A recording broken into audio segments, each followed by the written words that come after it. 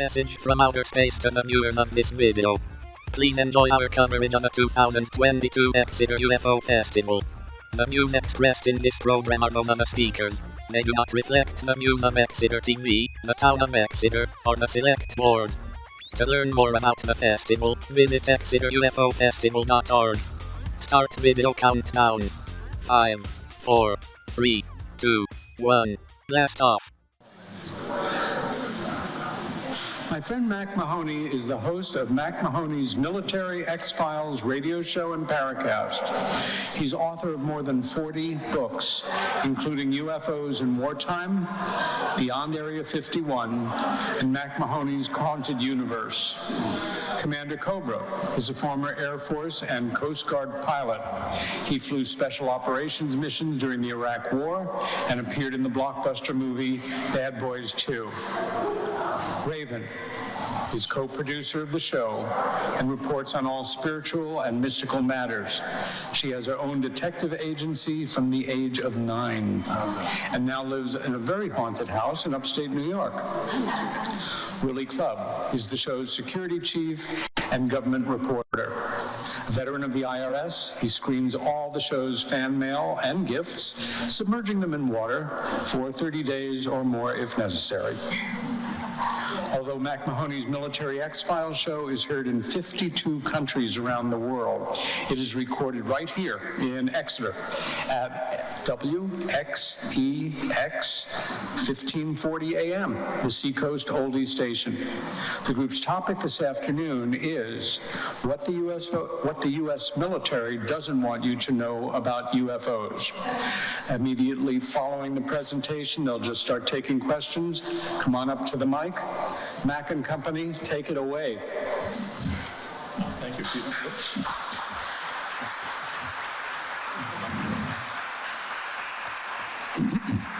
Thank you, Brother Peter. Just one correction, it's Mack Maloney's Military X-Files show. Thanks for coming and thanks for joining us. I just want to make one announcement is that Raven isn't with us tonight. She was here yesterday, but she had to return home to New York for a family thing. So joining us is the very lovely Lois Lane, who is on the show a lot, but people asking about her, but it's a very rare public appearance. Lois Lane. Yes. So hi, I'm Lois Lane, who appears sometimes on the Mack Maloney Military X-Files. I just wanted to tell you a couple of things before the guys begin their presentation. First of all, if you listen to the program, there are regular members of the team who are unable to be here today, Wan and Switchblade Steve, and of course Raven. They're all really important to the show, and if you listen to the show, you can see that the give and take between all of the members is really important, and they all add something to the program. So we're hoping that they'll be able to join us next year here on this very stage. And as Peter said, the guys are very looking forward to your questions and your comments at the end of their presentations because, again, if you listen to the show, and if you haven't, you might want to, because the give and take between them, the lively debates, because they don't all always agree, is really important to the program, and it makes it very interesting. So we look forward to what you have to ask them. And last but not least, we have some free swag bags for you. And if you join us at the end of the show, outside, look for the brightly colored Seacoast Oldies radio van. It's right on the side of the building, and we'll be out there handing out free swag for you. And it's fun things like refrigerator magnets and coasters and stickers and buttons, so please join us for that. And what I'd like to say now is here's Mack, and he's going to let you know the top 5 reasons he believes the U.S. military doesn't know what UFOs are. Thank you, Lois. Well, I'm going to be that guy at the party who doesn't believe in a lot of this stuff, but I'll tell you why. We talk a lot about on the show about just what the U.S. military knows and doesn't know about UFOs. Once again, as Lois said, one of the best things about the show is that we don't agree on everything, and we do have lively debates every once in a while. The reason that I don't believe that the U.S. military knows about UFOs is because I believe if they did, we would have a different U.S. military. It wouldn't look like the one we have right now. There are people who think that the U.S. military has reverse engineered flying saucers, UFOs. They believe that we have a secret space force. The U.S. has a secret space force flying around out in the solar system. They believe the aliens have bases on the moon, or they have bases here on Earth. It's just a lot of those topics I just have a hard time believing, because I just, see what the military does on a regular basis, so does everyone here on the team. And as I said before, I think it would be just a different military if they were privy to all these secrets. I just want to give you a couple of examples.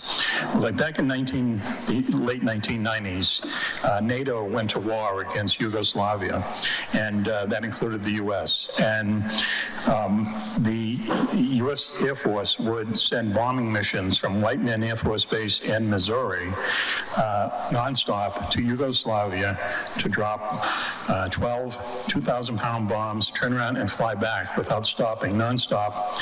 But to do this, they had to refuel at least 4 times in flight, sometimes 5. They had to make sure that they weren't going to be shot down, obviously, or detected, because it was a stealth bomber. It would be a 30-hour flight. It would be almost a 20,000-mile round-trip flight to do this. And it's a fantastic, technological-wise, it's fantastic for what they do, for what the stealth bomber can do, and it really points out that the U.S. can really bomb any place on Earth, and not only would the enemy not be able to stop them, they probably wouldn't even see it coming. So thank God that is our capability. But I have to say that if the U.S. military was privy to secrets from UFOs or from aliens or from someplace other than here, they probably, I just can't imagine them going through the process that they would to do these around the world bombing missions. There's a lot of people involved. They cost money. The B-2 bomber itself costs billions of dollars. Every time it flies, it's a $500 million. And I just don't think the U.S. military would go through this if they had secrets in the vault or a secret space program or whatever to accomplish these bombing missions. Another one would be the space shuttle. Now, the space shuttle was around since 1986. It cost $250 billion to build and to 135 flights over those years. And the good part of those were secret classified military flights, where the military would just basically take over the shuttle. They would announce the launch, but it wouldn't be on TV, and whatever they did up there was highly classified. The shuttle would come back, no kind of ceremony, nothing. It would be as secret as they could possibly get it. The shuttle itself is called the most complicated piece of machinery ever made.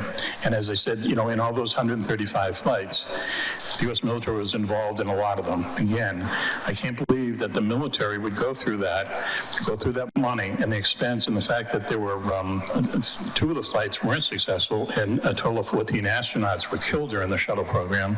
I just don't think that the U.S. military would go through this facade of launching the space shuttle, which is basically launching a dump truck into space, and risking the lives of our astronauts and go through all this kind of, as they say, facade, if they had the secret to UFOs and to reverse engineering and things of that nature. Another example might be the Cuban Missile Crisis in 1962. Russians put missiles in Cuba. President Kennedy wanted to get them out. The Florida, south coast of Florida was just filled with troops and ships and planes, and this is what the United States does when someone threatens us. But from 62 to 67, on a regular basis, UFOs would, for what a better word, just kind of fly over. ICBM bases change, the targeting systems change, the software, shut off the power, things like that. But the U.S. military didn't do anything about them. They knew that they were there. They called them black helicopters in the intelligence reports, but they didn't do what the United States military would do if there was a real threat against this country. And why? Because I believe they didn't know what they were. I want to bring up Gordon Cooper. Gordon Cooper was one of the original Mercury astronauts, one of the 7. But before he started that, he was a test pilot in Germany in the beginning of the 50s, beginning of the Cold War. At his base, for 2 weeks, they saw flying very, very high, just dozens of round discs moving from east to west. They thought sure they were coming out of Russia. They're flying so high that even our own jet fighters couldn't fly high enough to go up and intercept them. So the people at his base, reported these things to the Pentagon, never heard anything back. Flash forward about 5 years, and now Gordon Cooper is a test pilot at Edwards Air Force Base in California. He was also in charge of a camera crew that would take pictures of these test aircraft landing and taking off. His crew was out there one morning, and they turned on the camera, and a UFO, flying saucer, literally comes out of the sky, lands in front of them, stays there for about 2 or 3 minutes, and then takes off. They have this on film.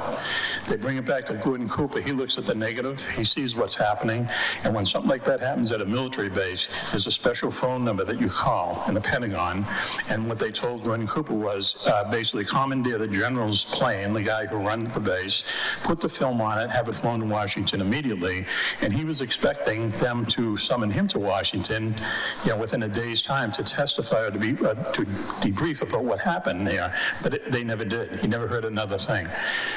Fast forward another 5 years, and now he's a Mercury astronaut. He takes place in the space program. His career lasted over 20 years as an astronaut. He's one of the first, as I say, Mercury 7, one of the heroes of the space program, the first heroes of the space program. And then when he finally left, he became a spokesman for trying to get scientists to and astrophysicists to look into the UFO question. In fact, he gave a speech at the UN trying to urge the people in the UN to urge top scientists to forget about the ridicule factor and really kind of look into this. That's the type of guy he was. And all I can think of is, if the U.S. military knew something more than they're telling us about UFOs, why wouldn't they brief Gordon Cooper?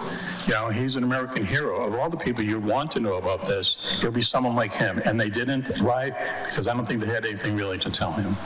So the fifth one, the last one, is reasons why I don't believe the U.S. military knows anything more about UFOs than we do. I know they have evidence that they have them. They have photographs, you name it. And the TikTok videos are a perfect example of it. But I don't think they know what they are any more than we do. I don't think there's any alliances with the aliens. I don't think we have secret bases on the moon with them. I don't think we have a secret space force.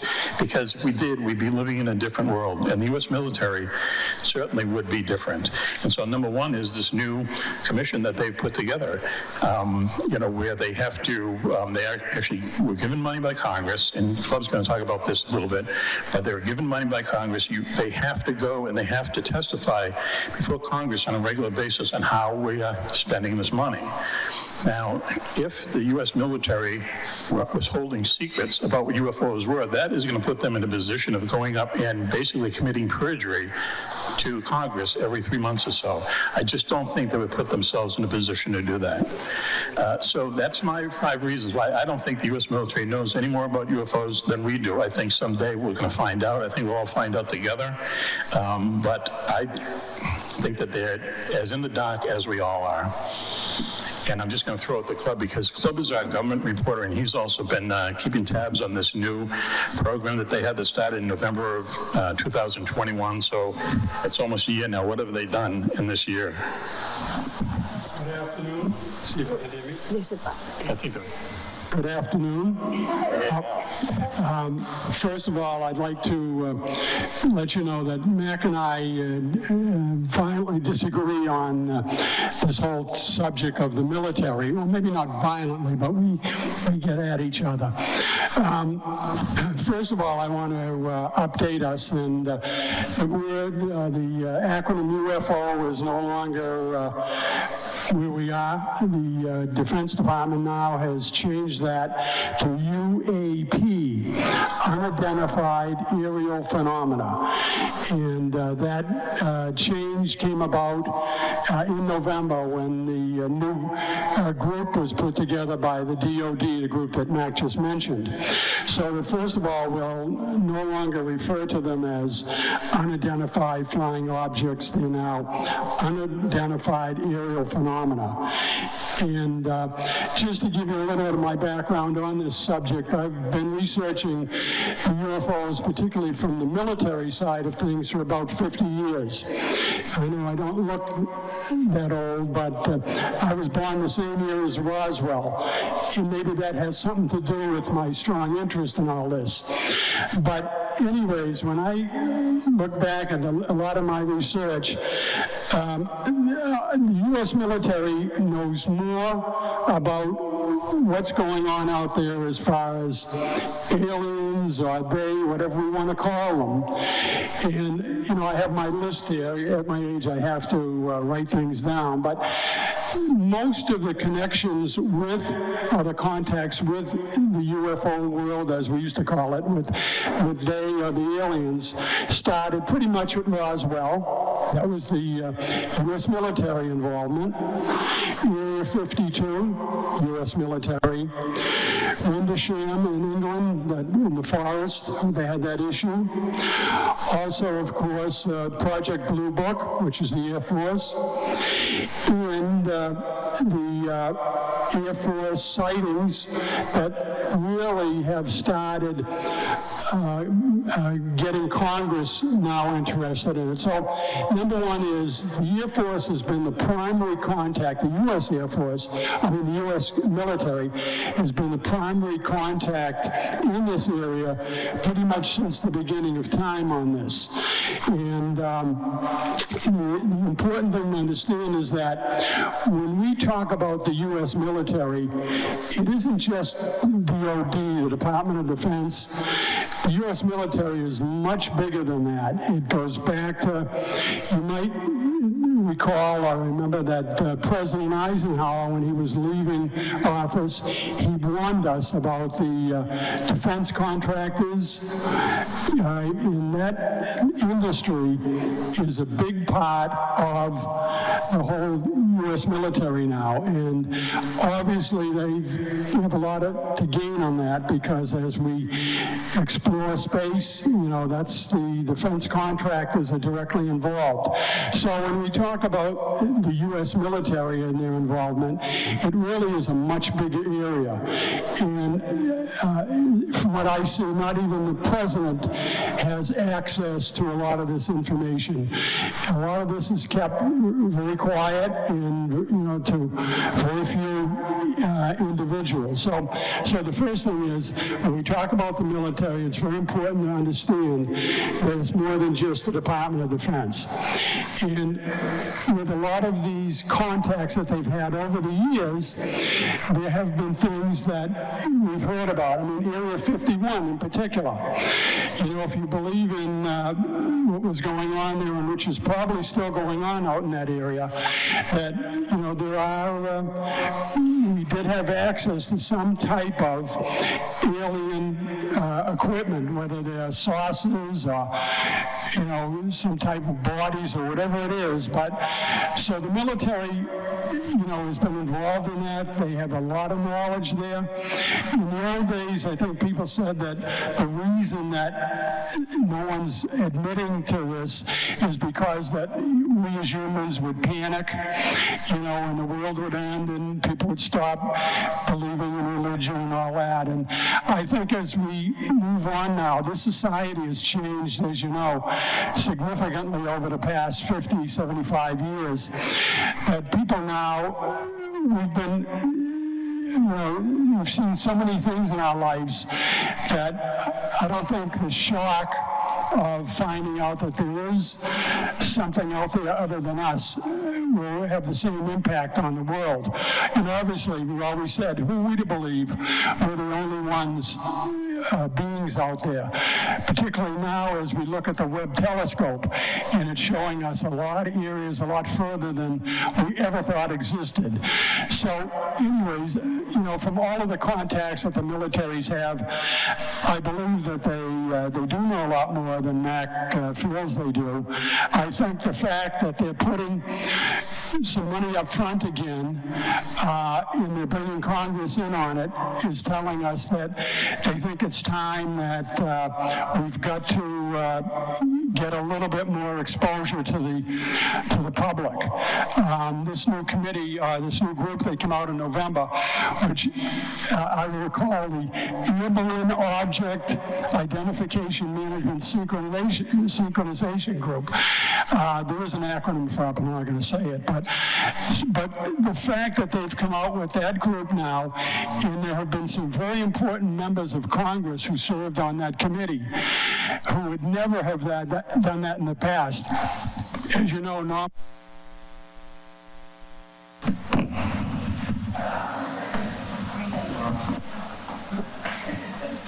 Sorry, I burned out the battery, I think. But anyways, I think that's given us an idea that now things are starting to happen out there that, and I also say that social media has a lot to do with it. I think it's forcing the military's hand because of social media. People are so much more involved and informed. So that's the other reason. But the bottom line is, I think because of the new group that's been identified, and with the Congress being directly involved in this, I feel that the military knows a lot more, that they hopefully are going to be giving us more detail. I'm disappointed that, the group started in November and nothing's happened since then. But, there's been a lot going on in the world, particularly with the DOD, so I'm not overly surprised, so, but I am optimistic. So anyways, to end my discussion there, I just wanted to say those are my feelings based on my research over the years. Thank you, Clip. 1, 2, 1, 2, 1, 2, 1, 2. And now, as I said before, one of the best things I think about the show is that we don't all agree. The people that we have on, experts and so on, are real experts. And one of them is here with us. Commander Cobra has someone who has worked special operations. I'm going to give you your plug again, okay? Worked special operations in Iraq and other places. And when he talks about the intelligence communities and things that they do, he knows what he's talking about. Also, another regular guest on the show is Agent X, and he used to work for the FBI and the CIA, frankly. And so we're able to get expert opinions on just about everything, and that's, I think, one of the reasons why we don't always agree on stuff. So with that said, I'm going to throw it over to Commander Corbin. We all agreed on how we were going to get dressed and the color scheme. So we have a point of unity, and we're going to move from there. I first want to thank everyone that's stayed here on a warm Sunday afternoon to hear us speak, especially me. I don't understand why folks even enjoy hearing me speak most of the time, but I have been a certain level of success over the years. Usually it's sitting in an aircraft and over a radio, and they were kind of trapped, so they had to listen to me. I first would also like to, I said this on Paul's show earlier, to thank my dad. When 65, right after the events occurred here, Mom and he and we came up here someplace in the annuals of the Commander Cobra family album of the thousands and thousands of Kodak slides my dad took. There's a picture of me right out there across the street, standing in front of something, because my dad was probably my first real inspiration for the paranormal, and specifically UFOs. He was just consumed with it, as many people were in the 60s, especially here in New England. So coming up from Chelsea back in the day, they live in Melrose now. It's very important for those that are from Massachusetts that I make that distinction now for them. I don't completely understand understand that those that are here do. Also like to thank Mack. Mack's a friend and a mentor. We've done a lot of stuff over the years talking about this, his series of books of what started our friendship, and then the rest of what we call the posse, the team that's here, those that couldn't make it in person. We do have a lot of fun. In this particular area where these my two esteemed colleagues are talking on the team here, I land someplace in the middle. I can give pretty good support at different points to both sides of the argument of what the military, what the government knows, and what they don't know, and it's, I think, fairly extensive in both directions.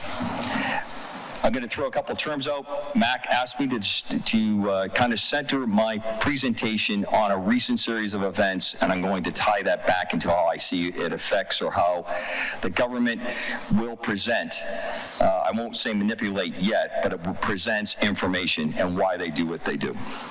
We've had a number of drones, and to define the drone in this case is the handy word which seems to really upset people who operate and fly drones. They don't like that term. They like unmanned aerial system or unmanned maritime system, unmanned whatever system. They like the sophistication of that. So when you say drone, you're kind of grating their gears, so I use drone all the time because as an aviator in manned aircraft primarily, I tend to be old school about what I think we should be doing there. You have that aspect going on. There's another very important feature that is on in our society right now. They've touched upon it.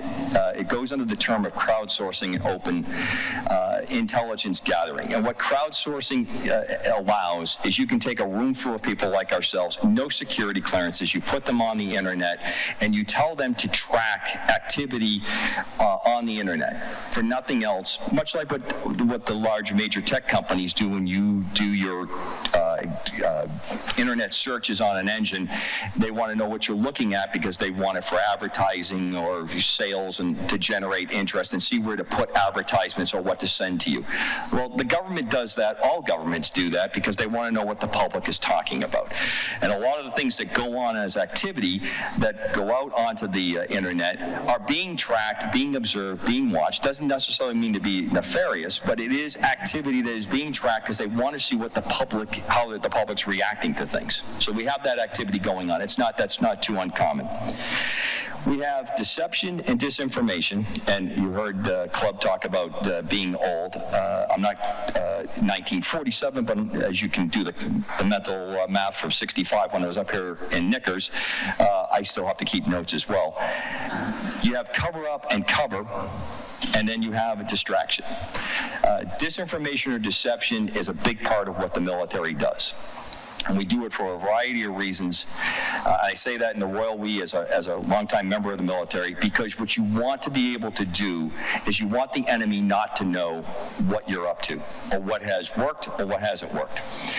So you take that, you go back to my crowdsourcing. When you throw information out, like the Navy has extensively allowed pictures, starting with Tic Tac, that's where the arc of this kind of discussion starts, all the way over to now where you have swarms of small UAVs going around our ships of the line, our different warships, many in U.S. coastal waters, and pictures are showing up. Dramatic pictures are showing up. I'll explain that in a second, why they're so dramatic. And that information is coming out very quickly. If it's a threat, why would you allow that? Is it not a threat? Why would you allow it if it's not even a reportable information? Why are those things occurring? So you have cover up and cover. Sometimes you will have events like this that go to the news because you do not want something that is more sensitive to be brought out. We have very likely back in the 80s, or 90s I should say, one of the most famed of the Black Triangle aircraft that most likely made an emergency landing in England and immediately had to be covered up, towed into a hangar. The technology was extremely sensitive. It was something that was taking off at night, had most likely a landing gear type failure on takeoff, and and there was immediately many events, many releases of information, activities went all around it to kind of take your eyes off the center of what was happening there. I see that as a repeated event that occurs often. And most units don't understand or know what's going on. You're not actively the person that's making that call or setting that up. It's many layers up or many layers left or right of that situation that kind of orchestrates all these activities. And nowadays with the internet, tracking to see how that goes, seeing how that trend works, how quickly you can flood other information in there, is just a commonplace part. And everyone in this room deals with that, even if you're not active on the internet or not. We all deal with that kind of information and that kind of information flow. Why are we talking, or why do we see so many activities going on around the Navy ships? Well, part of it is we have a mounting enemy in the Pacific with the Communist Chinese and their growing activity in the Pacific. So many times we will have activities out there to either gauge what they're doing. Many missions that I flew very, most of the aircraft I flew weren't too sophisticated. But the gear that I was in, I would often have a brief was, if you have to make an emergency landing, make sure you destroy all the gear on it and make sure you render everything as destroyed as possible, and then try to burn it at the end of it. And then there wasn't like a lot of other stuff like, well, how are you going to get me and the rest of the gang that you sent all that? Well, you look like smart chaps and lasses. You'll figure something out. You'll beat feet for the safe area and you'll be okay to go. I bring that up because if you have activities like that going on, you do not want the enemy to know. And you also want to gauge how the enemy is reacting. A great example is what's happened with the latest Top Gun movie. The Communist Chinese were extremely interested in the Black Star, which is the featured aircraft that Mr. Cruise flies in the opening part of the movie, as I understand. Still haven't seen it yet. They positioned satellites to see, because the word that had passed out on the low band of the intel community was Lockheed was involved in the design of this aircraft for the movie, and that's a very true statement. There's no fibbing about that statement at all. The fun part about that is that was purposely done just to see how they were going to react. And as I said, on some of those missions that I flew, the gear that I had on board was simply to see how our opposition reacted. All we wanted to do was cause an event, watch how their radars came up, because that was really the big part of the world that I lived in the 80s and 90s, so that we could figure out the countermeasure for that and understand how they were going to react. And sometimes it was amazing how they didn't react. That was more concerning to people than when they reacted and we could kind of tabulate all the stuff that went on. So when you take the recent disclosures of all these events going on, they fall into probably 2-3 categories. One, it's our gear, and we're going out and we're doing exercises and drills. And if you watch anything in the news, you'll see how many counter-drone, counter-UAS systems that we're putting on ships, bases. They have basic kinetic systems, which are kind of like shotgun kind of systems, to these very advanced electronic systems to try to burn out the circuitry on that. Because these systems can easily overwhelm a military. They can allow for very rapid reconnaissance to be taken. The next part is you probably have the opposition who's taking expendable systems and seeing how far they can go, the reverse of what we've been doing, or their attack, in quotes, onto our systems. And then that last part are sometimes there were events that don't fit into either category. And one of the things that Mack and I have talked about for years was in test work, if we could get it down to about 3% when we were going to go out and test something, we were pretty comfortable. If the engineers had gone through and we had done ground and bench kind of checks, you put it all together and you got down to that last 3%, you were pretty comfortable to get inside the aircraft and go try to verify that all those things were the way they were supposed to be. Because that last part of the 3%, you had enough what we would call tools in the tool bag at that point that you could probably get yourself out of it and then go back and figure out, okay, what do we do to change? I look at that the same thing into the study and the phenomena of UFOs, if you're old school like myself, or if you're a young kid on the block like Club here, UAP, that you want to if you can get down to those cases that do not fall into those categories, that kind of go between the 2 points that Mack and Club were talking about, to me that is the most absolutely intriguing of them, because that's the one that's going to tell us where we fall on this, where this goes. And if you look at how the military has been presenting on this particular case with the drones and drones surrounding around ships, you're going to see the playbook that has been used and been refined over the years. Some of it is full disclosure, because they want to see how the enemy is reacting to that. And some of it is, in no question in my mind, complete cover-up to keep us not knowing what actually is happening. So while we're looking at a bunch of small Phenom drones flying around from one ship to the other, and we have Navy sailors who are not supposed to have their phones out, but they have their phones out, and the Navy knows they do, and they're taking videos, and if they're close enough to the coast, they can upload. It's on YouTube before that you even ring the klaxon on the ship. Those are real-world considerations that they are incorporating into how they're doing operations and how we're going with those things. So I tend to land between my two esteemed colleagues quite a bit on this. I think there's a lot of places where we do not know. I'm also convinced that there is sentenced activity that we do have a record of. And I'm always the one that says, I don't want to know how to think, or actually I do want to know how to think, not what to think. And that's how I always try to approach it. Thank you, Coco. The only thing that you and I really disagree about on this destroyers and the drones thing is that I know that you think that the drones are our technology, and I just don't think that whoever it might be, CIA, whoever, would use the U.S. Navy as like, the test bed to see, to not let them in on the joke, let's say, because somewhere down the line. Being a lab rat in a few of those events, I'm just here to tell you that okay. I can't agree with you. That you sign your name on the line, you're somewhat expendable, and the government's going to. Don't you think the Navy at some point is going to really mad at the CIA or whoever? Sure. Like using them as a Navy that has squandered money, that has gone from a 355 ship fleet down to 270 ships, taking brand new ships that were online for 3 years and putting them in mothballs. Yeah, the Navy's going to really be spouting off at this. He was in my Coast Guard. And don't even get me started on my beloved Crossed Anchor Society. So that's kind of it. So we open up the floor to any questions that you might have. So right to the mic there, too. Yeah. These drones that David... Up to the microphone? Mike.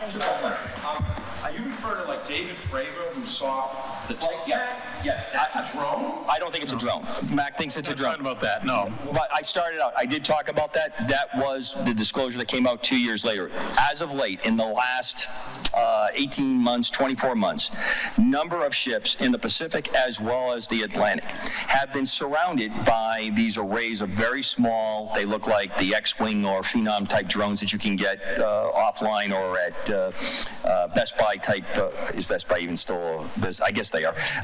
You can pick them up. And initially it came out with, we have no idea what this is. Pictures came out because they really couldn't control the pictures. You can control the pictures if you want to. But this now gets attention, and this throws things on. Then you have the people that are interested, and maybe it's going to change the budgetary process to say we need to protect our ships, so we're going to throw money, because this is what it almost always comes down to in the world of the government, that you're going to get this defensive system around the ships. There has been proof that on one occasion they came off a cargo ship, flew off the cargo ship, and they came over to the Navy ship. Just the other night, the Iranian Revolutionary Guard naval unit tried to take one of our unmanned systems that's around in the Northern Arabian Gulf. They attached a line to it, and they were starting to drag it onto the deck of their boat. They're going to pull it. The Iranians have had a fabulous career of luring unmanned systems into their airspace, forcing them down, and they try to reverse engineer it back. It's a frequent occurrence. We sent over one of our heavily armed ships, and that heavily armed ship convinced them, without having to fire any rounds, it'd be best to put our unmanned system back in the water and let it go about its business, and they complied with that. I bring this out because 3, 4, 5 years ago, that never would have hit the news. It would have not come out because of the sensitivities that are going on, how this happened. Now it is being brought out to the news. And partially from an intel experience, watching how that news transmits and how it moves around, who looks at it, who is downloading it, who's paying attention to it, is almost as valuable as the event itself. But see the division it caused between you and I thought you were extrapolating back to 2014. So it's 1 to 10.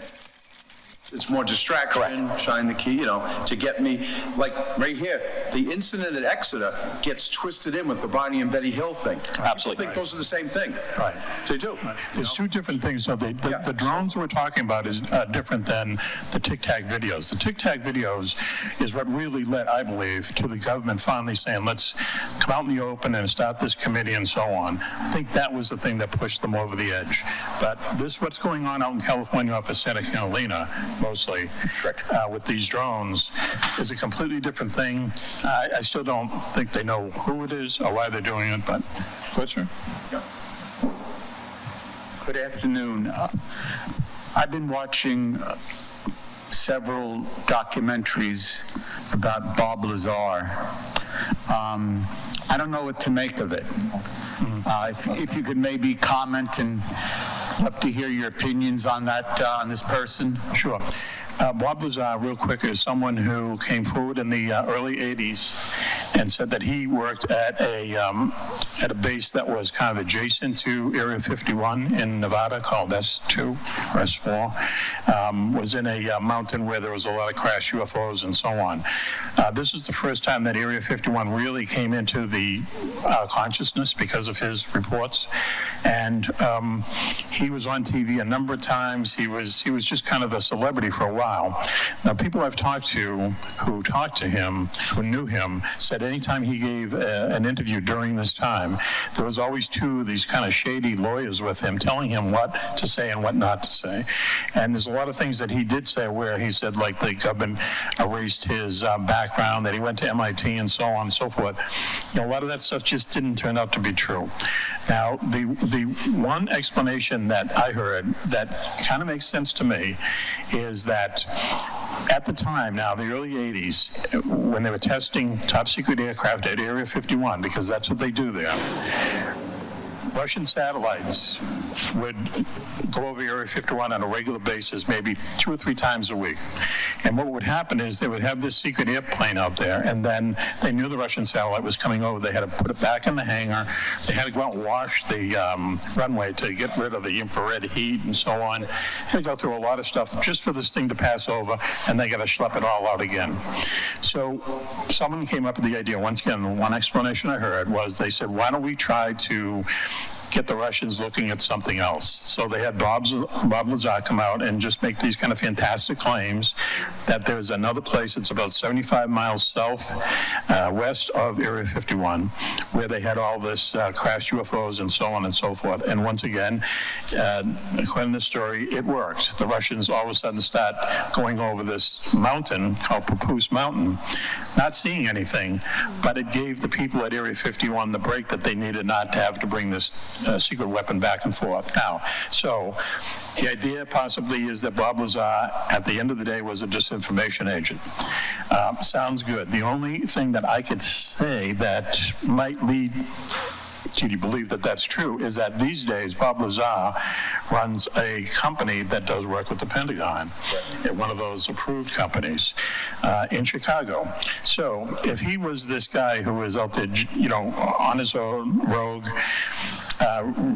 saying all this information or disinformation about Area 51 and this other place, I don't think the Pentagon would be in business with them, yet they are. So to me, that says he was some kind of a disinformation agent to just repurpose Russian satellites. I'll throw just 2 quick remarks. One, as Mack described, as soon as you know that your opposition is looking at your activities, of course, another favorite thing is that you put make-believe things out on the ramp, on the runway, and you scurry them back in. You have a pretty good orchestrated activity. That happens a lot. One of my favorite memories as a young aviator in Europe, the end of the Cold War, as we were approaching the end of it, was seeing pictures of this base, and we couldn't figure out where all these MiG-21s had come from. It was literally overnight they showed up. There was a gentleman here earlier that I was speaking to who flew RF-4s.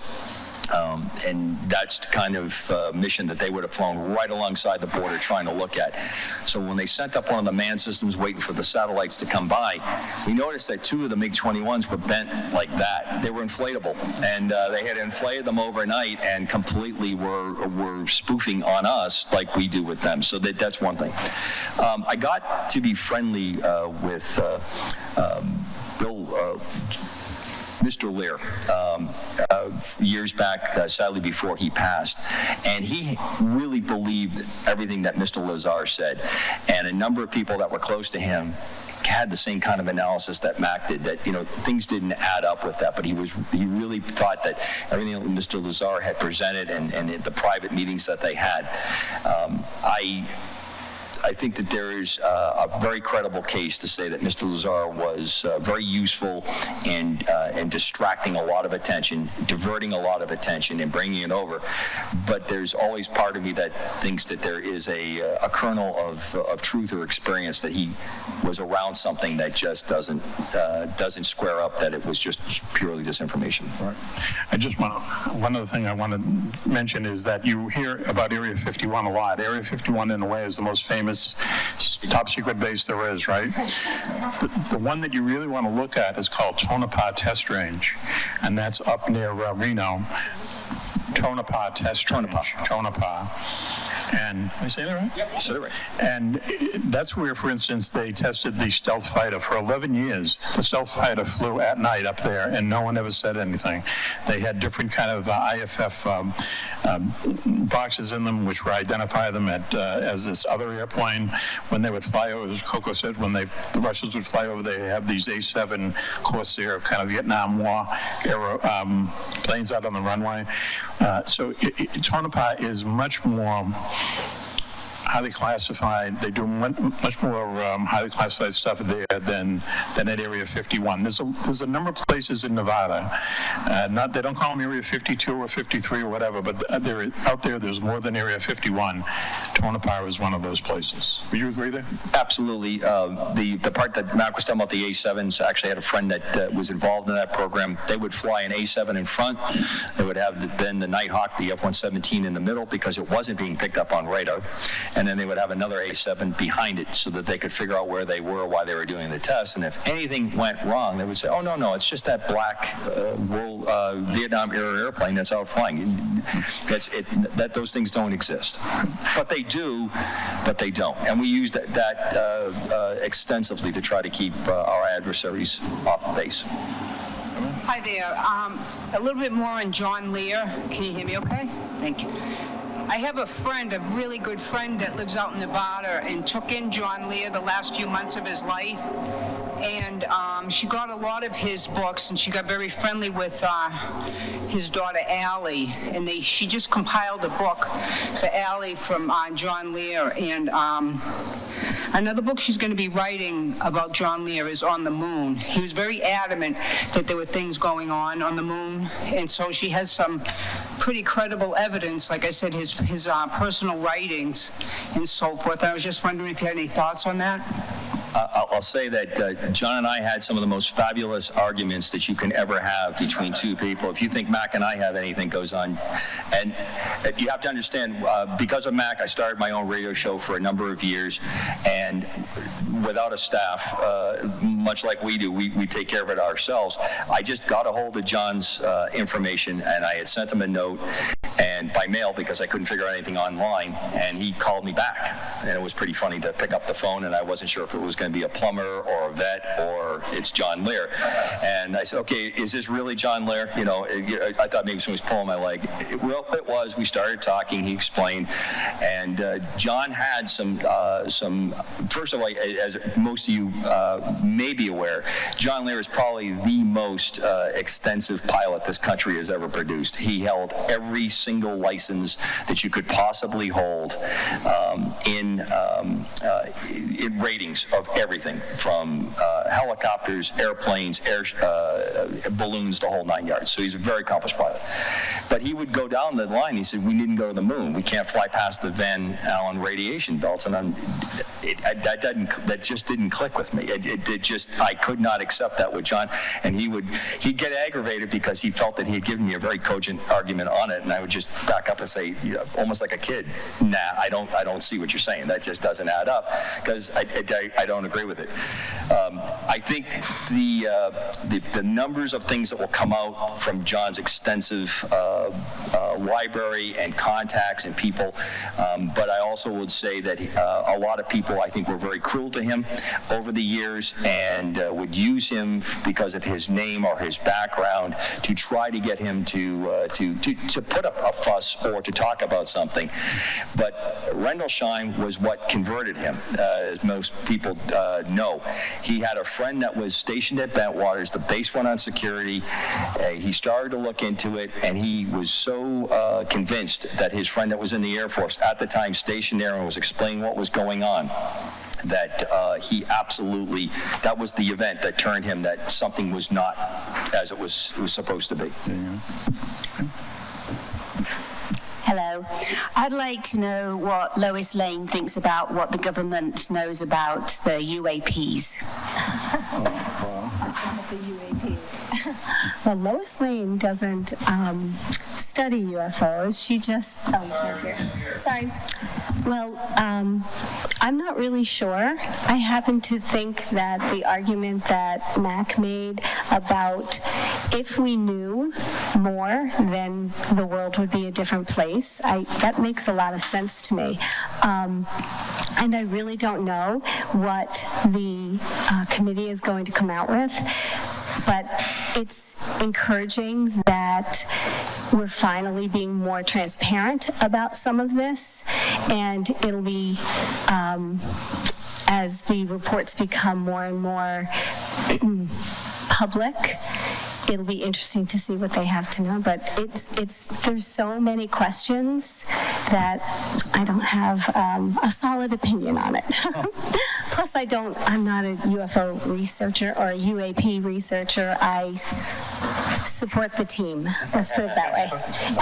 Yeah, I do. I bake cookies. Thank you. I just wanted to share some thoughts, and then I had some questions. My late father was in the Indian Navy for nearly 2 decades, and after that he joined the Merchant Marines and sailed all over the world, every sea you can think of.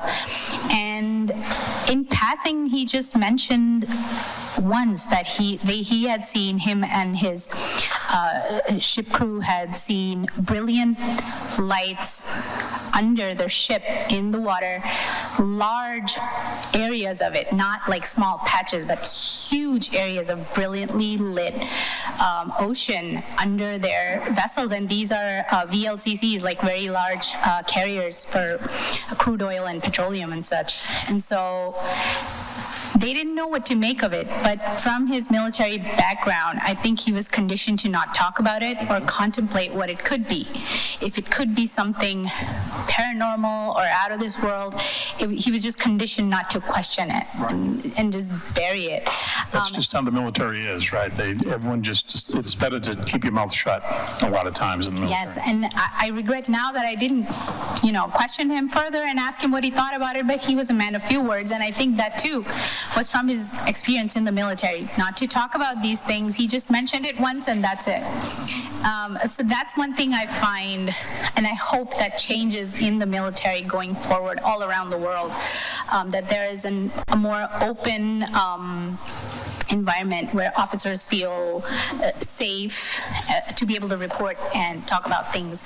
And my question is to all of you. So John Lear did believe in the Dolce base, where reportedly the military was working with aliens. on lots of projects.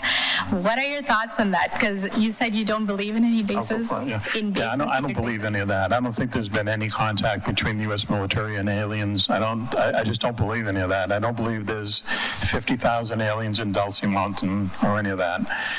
Because again, we would be living in a different world if that was the case. I do think that two things really, that I think we're closer to figuring out this whole question. Okay, what UFOs, whatever you want to call them. I think we're one step closer, a baby step closer than we were 2 years ago. The Tic Tac videos really did a lot. I mean, they've been around for a while, but they did open a lot of doors, thank God. And people saw those things, and we got to find out what those things are. Also, the committee that was formed in Congress, basically what they're doing is they're studying the effects of these UFOs around military bases, around training ranges, and around weapons ranges. So basically what they're really doing is trying to figure out whether this is a security threat to military bases and their training, but it's basically for everything. That was just their cause for this. The only other thing I just want to say now is one other thing that you're referring to, if I was a veteran, we talk about on the show a lot, is we hear from veterans a lot saying, I saw something and I was told not to talk about it, or my pension will be gone, or something is going to happen to me. We hear that a lot. And what we have talked about on the show before is that we think that the Pentagon should just give a blanket pardon to everybody. Anyone in the military who was told not to talk about it, they should say, you can come out and talk about it without any kind of fear of retribution. And I think that we would have a tidal wave of new sightings, new information, stuff that we can really kind of sink our teeth into and, and once again, get one step closer to, trying to figure this out. So any veteran, we really, and not to pat ourselves on the back, but we really support the veterans on our show. Thank you for that. I have one more question. So have you heard of the case of Terry Lovelace and his friend? They were EMTs in the Air Force, and they had a sighting of a massive UFO somewhere in Arkansas, the size of a huge building. And the Air Force had a campaign of completely suppressing that information and drugging them to be dizzy, to be completely discombobulated about it for weeks after the event. They literally drugged them so that they couldn't tell their story to family members or others. Have you heard of this case? Have you talked about it on your show? Terry was on my show. We still keep in touch. I would say that there's two explanations that come to my mind when I hear a case like that. One is what they stumbled into was something that was sensitive, and this is the easiest way to maintain security. And I disagree with that kind of approach in all cases. I'm like Mack. I wish that we could have a little more support for openness, but also being on the edge of that and other people, you can put other people's lives at risk. As I said earlier today, when we were speaking last night, in the beginning of my entire active duty military career, when I had seen things that really made me go, I was able to figure out that was something that we had done. Okay. Something that it was ours. It was just recently in the areas that everyone's talking about, like in Pennsylvania and Connecticut, that I saw something that just does not add up. The area where it was something I've been kind of pursuing, so that may be finally my event. What is that case?